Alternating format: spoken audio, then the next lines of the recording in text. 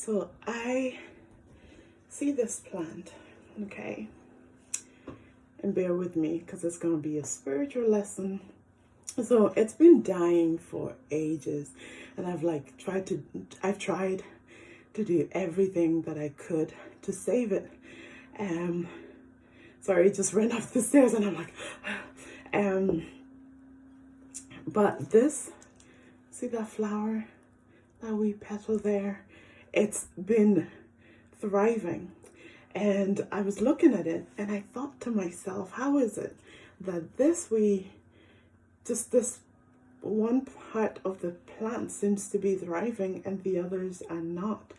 And then I felt God saying that in the midst of the darkness, in the midst of the chaos, in the midst of evil and anger and hatred and all those things, I must be like this flower. I must, oh my goodness, I think I broke it. Don't die.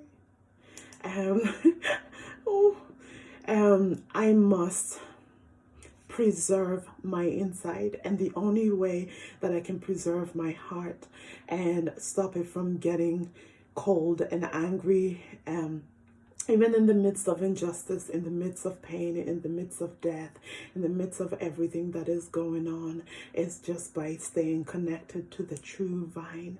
And then the good news is, when I started to look at the plant again, I realized that a lot of these flowers are dying and falling off, and then other things are growing.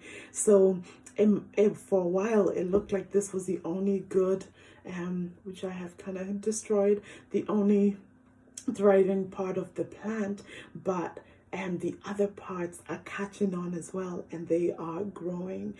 So you preserve the good in you by staying connected to Jesus, by staying connected to the vine, and then you will be contagious. Your goodness will be contagious, and not to everyone. Not everybody is going to accept your goodness and your kindness, but those that do, they will also start, the evil will drop off, and then the more flowers will start growing.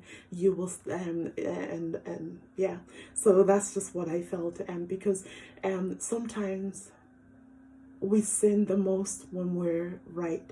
So we know that we need justice for George Floyd. We know that Black Lives Matter, and they haven't been treated that way for a long time. And we can end up being these angry, violent people. Yes, let's ask for justice, but also let us preserve the good. I feel so bad for this flower. Why did I touch it? Anyway, that's all I wanted to say. And that message is not just for you, it's for me, because anger is real, and I have felt angry, and I have felt frustrated, and I have felt like they're all the same. But that is not the reality. Let your Father tell you who you are and who the rest of the people are, and let him pour his righteousness on you. And in the Greek, the word for righteousness is justice, is literally translated as justice. And so God is a God of justice, and he will see us through. But preserve the good inside of you.